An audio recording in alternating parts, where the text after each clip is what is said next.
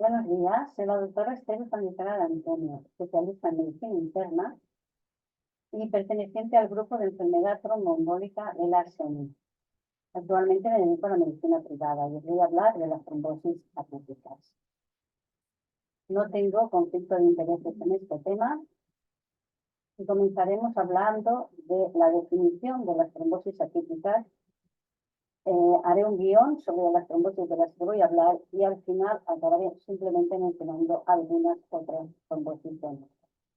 Las trombosis venosas atípicas son todas aquellas trombosis menos el embolismo pulmonar y la trombosis venosa profunda de extremidades inferiores. Son aproximadamente el 10% de todas las trombosis venosas. Comenzaremos hablando de las extremidades inferiores y presentado en caso clínico, de la trombofilia en la trombosis atípica, un tema controvertido, de la trombosis venosa en territorio esplásmico y de la trombosis cerebral. Repito, solo mencionaré que existen otras trombosis venosas como la obstrucción de la vena retiniana, la trombosis renal y ovárica, de las que no voy a hablar. Las de superiores son 5% de todas las trombosis venosas profundas, según una revisión del 2020. Se clasifican en primarias, del 10 al 20%, y secundarias, del 80 al 90%. Primarias, ausencia de factores provocadores clásicos. Y se incluyen también el síndrome de Paget-Schroeder, trombosis del esfuerzo, síndrome del opérculo torácico, y hay una incidencia de 1 o 2 casos por 100.000 habitantes año. Las secundarias fundamentalmente son por 3 causas: uso de catéteres, marcapasos y neoplasias malignas. También puede ser por hormonoterapia, estrógenos, síndrome de hiperestimulación ovárica, embarazo, porferio y trombofilia. La incidencia depende de la población de estudio y de la duración del seguimiento. Por ejemplo, en las neoplasias de próstata, una incidencia de 0,07% y una leucemia de 1,8%. Vamos a hablar del síndrome de Paget-Schroeder, que es una presión de la vena axilar o subclavia que causa obstrucción del flujo sanguíneo y está asociado a esfuerzos físicos y anomalías anatómicas. Costillas anormales, bandas cervicales congénitas, lesiones por flexo, extensión traumáticas del cuello, etc. Respecto a estas trombosis primarias, hay una alta prevalencia de trombofilia, aunque las guías no especifican mucho si deben recomendarse hacer un test de trombofilia. Incluso hay algunas que dicen que no recomiendan este test de trombofilia. La edad media son pacientes jóvenes. El diagnóstico suelen tener una edad media de 30 años. Profesiones como pintores, peluqueros, peluqueras, cirujanos y cirujanos. ¿Por qué hablo de cirujanos? Porque el primer caso que vi de trombosis venosa profunda en extremidad superior primaria en un paciente de nuestro hospital era un cirujano que había estado operando varias horas y que el día anterior, el domingo, había estado jugando con su hija, que ya tenía un peso importante, levantándola y bajándola durante mucho rato. Deportes como gimnasia, levantamiento de peso, béisbol, golf y tenis también pueden acabar en una trombosis venosa de extremidad superior. En general, ¿qué clínica dan? Dolor, parestesias, cambios en la coloración y debilidad de la extremidad superior afectada. Saber que en la exploración puede haber edema, aparición de venas colaterales en el hombro y zona pectoral del brazo afecto, que es el signo de Urschel, mal funcionamiento del catéter. Aún así, las trombosis de catéteres a veces pueden ser asintomáticas. A resaltar que el embolismo pulmonar es mucho menos frecuente que en las trombosis venosas profundas de extremidades inferiores. En esta revisión se recomienda hacer una score de probabilidad clínica, el score de Constance y escogieron síntomas: catéter en su clave yugular, marcapasos, es un punto positivo, dolor localizado, un punto positivo, edema unilateral, un punto positivo, y otros diagnósticos como mínimo transplausible, -1. Bajo riesgo, 0 o menos de 0. Riesgo intermedio, 1. Riesgo alto, 2 o más de 2. En el caso de riesgo alto, solicitar prueba de imagen. Respecto al delímero famoso, sensibilidad es tan alta como en los pacientes con trombosis venosa profunda en extremidades inferiores, pero niveles más bajos, que en el embolismo pulmonar y que en las inferiores. Baja sospecha clínica y el libro normal se descarta trombosis venosa profunda en extremidades superiores. Alta sospecha o delímero elevado, solicitar prueba de imagen. ¿Qué pruebas de imagen tenemos? La prueba de imagen de elección es la ecografía de compresión con o sin Doppler. El gol estándar de la venografía, pero no es la prueba de elección y se suele utilizar poco. En el caso de que la ecografía no sea concluyente y para identificar la causa de la trombosis, compresiones, malformaciones, tumores, etcétera, se debería hacer un TAC con contraste y una resonancia con contraste. En este mismo artículo hablan del estudio Harmut, con 406 pacientes con trombosis de extremidades superiores. Fue un estudio prospectivo y multicéntrico y que cogieron todas las trombosis venosas profundas de extremidades superiores. Se hicieron el score de Constance y según el resultado, si era mayor o igual a 2, decían que era probable; si era menor o igual a 2, decían que no era probable. Le hacían primero una ecografía, si era probable, y un delibro si era no probable. En el artículo está muy bien especificado el algoritmo de cómo se debe continuar. Después se hizo un estudio análisis post-hoc y se recomendó no usar este algoritmo en portadores con catéteres venosos o marcapasos, hospitalizados, pacientes con mayores de 75 años y pacientes con cáncer. Ahora voy a hablar de un estudio del Riete, registro informatizado de una trombólica venosa, del año 2017, que comparó las de extremidades superiores con las inferiores. En esos momentos y hasta agosto del 2015 tenían 37.366 pacientes con trombosis venosa profunda aguda, 94% en extremidades inferiores, 3,6 en superiores sin catéter y 2,5 con catéter.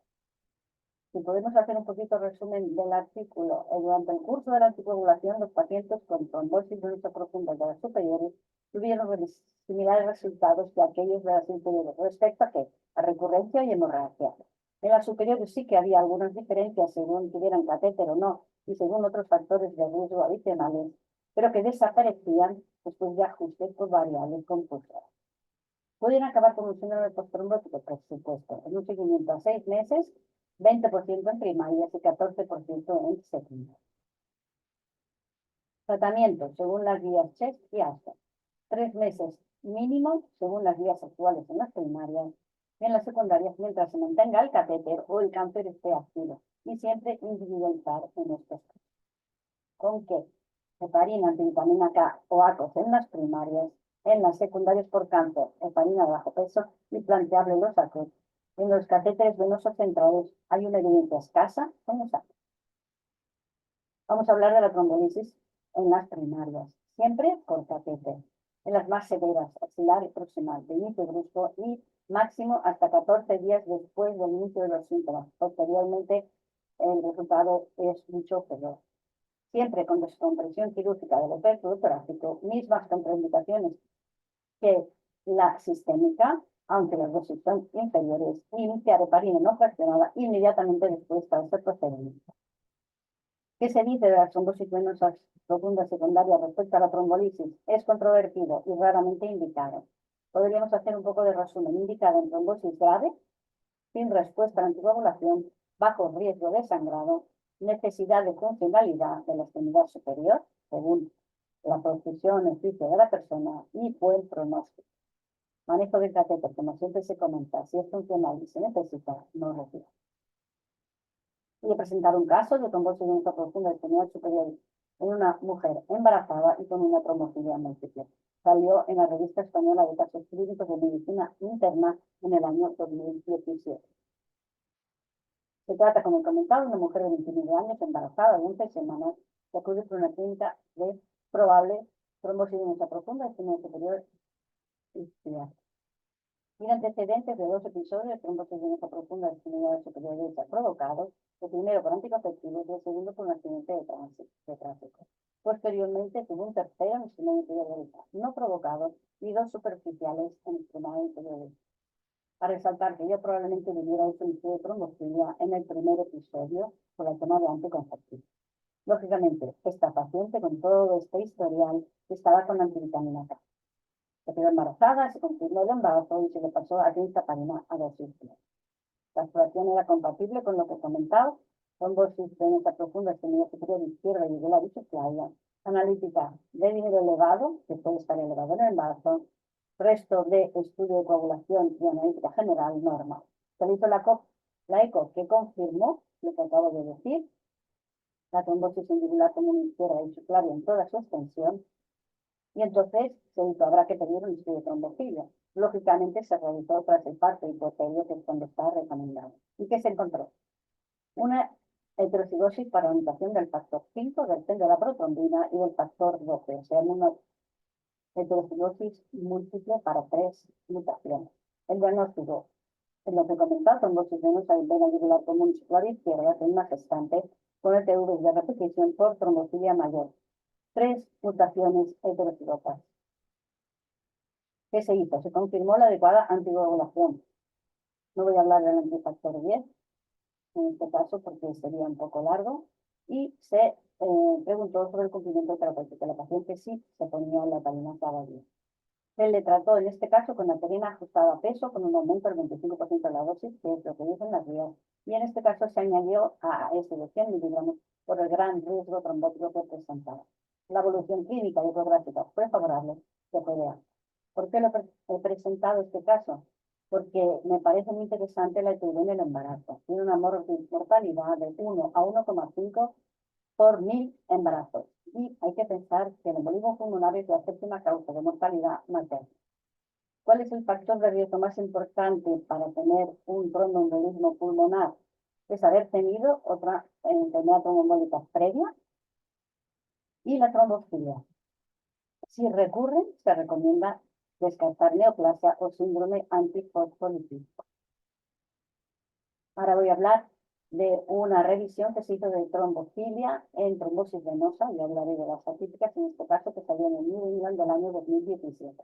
Comienzan por un no realizar el test en el momento de la trombosis, no realizar mientras el paciente está con el tratamiento anticoagulante, no realizar si la ETV es provocado con un factor de riesgo mayor, un quirófano o fractura de cadera, considerar el test si es una ETV en menores de 10 años en asociación con un factor débil, por ejemplo, en inmunización en domicilio, o con una fuerte historia familiar o en pacientes con ETV recurrente. ¿Por qué? Para tomar decisiones de futuro profilaxis. Probablemente una mujer que ha tenido trombosis venosa durante la toma de anticonceptivos se debería hacer un estudio de trombofilia en el caso de tomar decisiones cuando estuviera embarazada, pues se habría que poner heparina de bajo peso molecular durante la gestación y el puerperio. Y en el test familiares, ¿por qué? Para valorar el riesgo de anticonceptivos orales combinados o embarazo en las familiares y determinar la causa, especialmente de graves, fatales familiares, de trombosis en estas actividades. Resalta esta recopilación de recomendaciones que el test solo no se debe usar para tomar decisiones sobre la duración del tratamiento. Ahora voy a hablar de 2 días. La guía de la ASH que se hizo en el 2023. Esta es una guía que tiene algunos detractores, que a algún médico no le gusta nada, pero bueno, ya la presento porque es la más reciente. Ya empiezan diciendo que ellos hacen unas recomendaciones sobre trombofilia hereditaria adquirida, pero no consideran, en este caso, la mutación del gen de ACTOS ni la hemoglobinuria paroxística nocturna, que dicen que está en otra apartado. Estas son las pruebas de trombofilia que recomiendan, solo estas. Y respecto a las trombosis atípicas, por ejemplo, trombosis venosa cerebral y isquémica, ¿qué dicen? Que si tras finalizar el tratamiento primario hay indicación de suspender la anticoagulación, se sugiere realizar estudio de trombofilia para guiar la duración del tratamiento. Porque ellos consideran, con muy baja evidencia, que si hay trombofilia se debería hacer una anticoagulación indefinida. Y también hablan de con muy baja evidencia si la indicación de anticoagulación es indefinida desde el principio, por ejemplo, no provocadas o neoplasias, no realizar un estudio de trombofilia. Sobre la trombosis venosa cerebral, la European Stroke Organization hizo un artículo en este European Journal of Neurology y empiezan con un no también. No sugieren realizar estudio de trombofilia para reducir mortalidad, mejorar el estado funcional ni prevenir recurrencias de la trombosis venosa. En general, es una recomendación débil y evidencia muy baja. ¿Por qué le presento estas recomendaciones? Porque me parece muy práctico esto que hablan de la buena práctica clínica. Es decir, antes de pedir un estudio de trombofilia, hay que hacer un test y ver si tiene alta probabilidad pretest de tener una trombofilia grave. Es decir, personas con una historia personal o familiar de trombosis venosa, de edad joven, hasta 50. Trombosis venosa cerebral sin factor de riesgo transitorio o permanente, en este caso sí para prevenir eventos trombólicos recurrentes. Voy a hablaros de la trombosis venosa plásmica, agrupa la porta 77,92%, Luz Chiari 2,11%. Y además, las mesentéricas y las clínicas. He revisado dos estudios sobre incidencia media. El primer estudio es con altas en el Hospital de Milán, con diagnóstico de trombosis venosa portal Luz Chiari. La población de referencia eran 1.300.000 habitantes. Se detectaron trombosis venosa portal de 1,7 casos por 100.000 habitantes en mujeres y 3,8 en varones. Y Luz Chiari de 2 a 2,2 casos por millón de individuos años. En el caso de que los pacientes tuvieran de 70 a 80 años, la incidencia era superior, incluso llegaba a 9 casos por 100.000 habitantes. En otro estudio que se hizo en Canadá, exactamente en el hospital de Ottawa, con 1.300.000 población de referencia, cogieron todas las trombosis venosas esplágnicas diagnosticadas por ecografía y con contraste durante 15 años. Es un hospital de referencia para enfermos oncológicos, aparte de los enfermos no oncológicos que tienen. Tenían una incidencia de 2,8, 5,9 por 10.000 habitantes en este caso. En el caso de Milán, el seguimiento fue de 10 años. La trombosis venosa esplágnica puede ser provocada y no provocada. La no provocada puede ser del 15 al 31% de los casos. Y ahora voy a hablar muy poquito de la guía de la British Society for Hematology del 2022, que hablan de cuándo hay que hacer un test de trombofilia. Ellos recomiendan ya 2 si no hay factor de riesgo y hemograma normal. Descartar hemoglobinuria paroxística nocturna si alteraciones en hemograma o hemolisis y hacer unos anticuerpos antifosfolípidos en ausencia de factores de riesgo. Tenéis una imagen de las posibles trombosis esplágnicas: la mesentérica, la esclénica, la portal y el buceo. Las recurrencias y sangrados son muy variables, dependiendo del factor provocado. Por ejemplo, mayores recurrencias y sangrado en cirrosis, aquí veis los porcentajes, y menores en cirugía e infección. Alta mortalidad, sobre todo en el primer mes, en el caso de trombosis venosa mesentérica. Y aún así sigue alta hasta 55 años después en trombosis portal y hepática.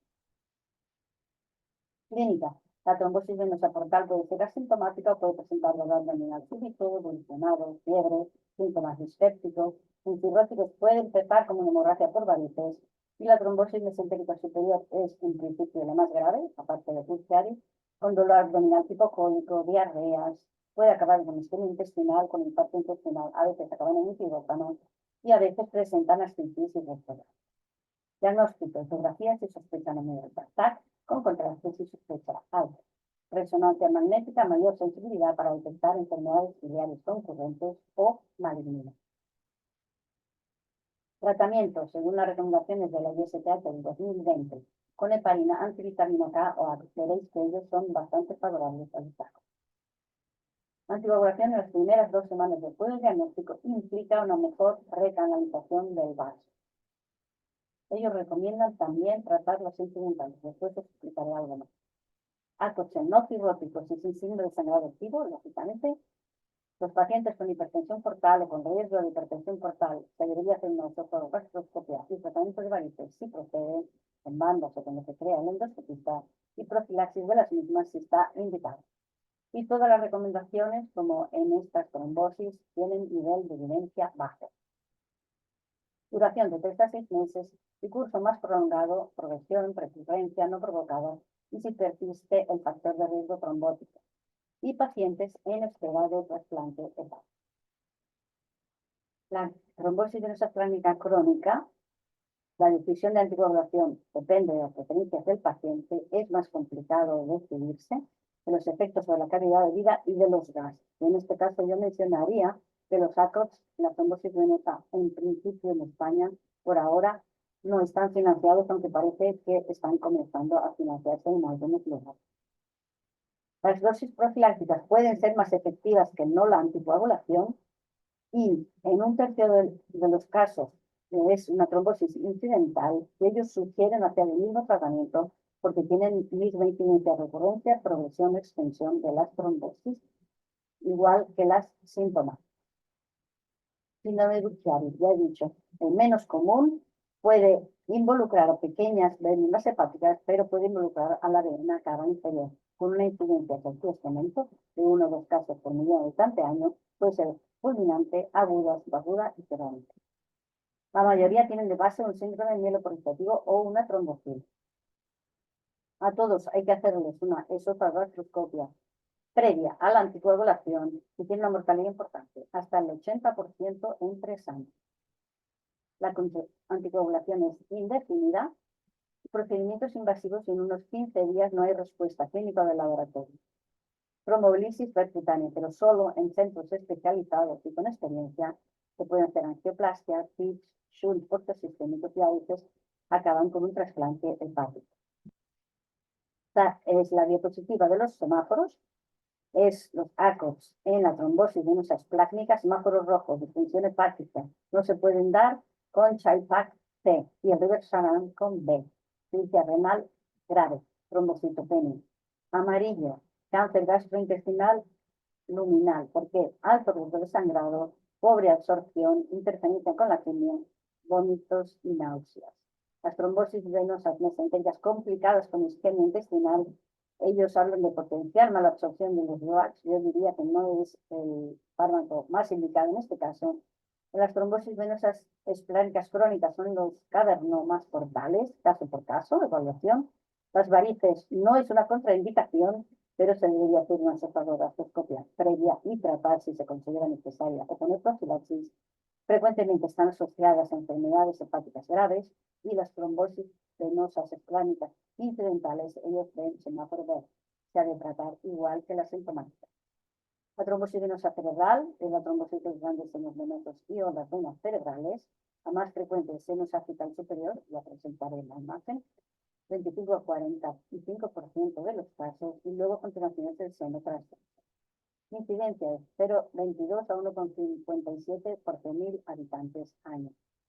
Es el 0,5 al 3% de todos los ictus, sobre todo en mujeres, 2/3 y en menores de 55 años. Recurren más como trombosis venosa en general que como una trombosis venosa cerebral.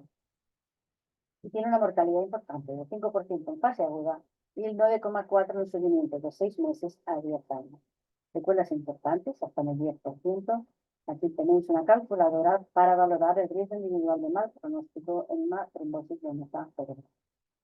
Aquí tenéis los senos venosos, es un recuerdo anatómico, y el más frecuentemente se trombosa es el seno sagital superior y el transverso.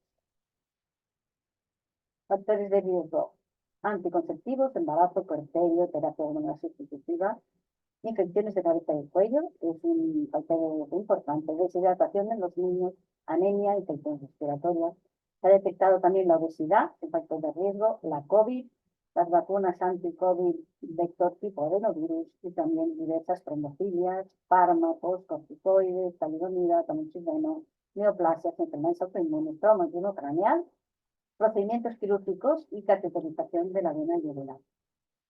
La clínica puede dar síntomas que van desde menores a especialmente mortales.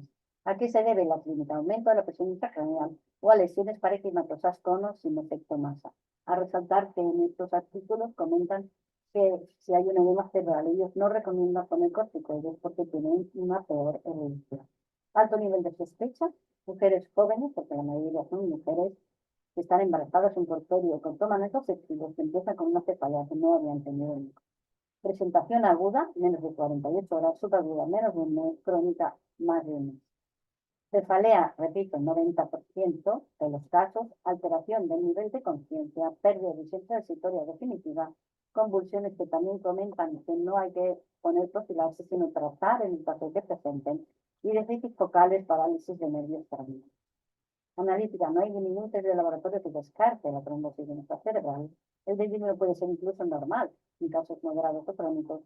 Y hay un artículo que me ha parecido bastante interesante que habla de que tiene un alto poder predictivo negativo. En el caso de cefalea aislada, si la explosión neurológica es normal y el TAC craneal estándar sin contraste es normal, ellos recomiendan no seguir haciendo más pruebas de imagen. El diagnóstico se hace a través de neuroimágenes. Podríamos comenzar con un TAC sin contraste si la probabilidad es baja, aunque es patológico solo en el 30% de los casos. Yo os presentaré algunos TACs patológicos. La prueba más fidedigna sería el VenoTAC o la resonancia en T2 o la venoresonancia. Aquí tenéis 6 imágenes de TAC sin contraste. El primero es una hemorragia subcapital en forma de C. El segundo es una trombosis del seno transverso. El C es una trombosis del seno recto. El D es una trombosis de la vena cerebral interna con impacto talámico. La E es una imagen en cuerda, es una imagen serpenteante dentro de la vena por una trombosis de vena sagital superior. La F es el mismo enfermo con hemorragias intracraneales y con el signo de la cuerda. En este caso es otro signo en un TAC con contraste, el signo del delta vacío por trombosis del seno sagital. En esta revisión del STOC del año 2024, una vez sospechada la trombosis venosa cerebral, se debería hacer un venotac o una resonancia en T2 o una venoresonancia. Si no hay trombosis considerado un diagnóstico, si se confirma previamente, deberíamos haber hecho una buena historia clínica con factores de riesgo y estos test. En el caso de que tenga efecto masa, desviación de línea o signos de herniación, hemicraniectomía para descomprensiva. ¿Con qué se tratan? Con anticoagulación, inicialmente siempre parenteral, con heparina de bajo peso molecular o heparina no fraccionada, si se sospecha que acabará en quirófano o trombólisis.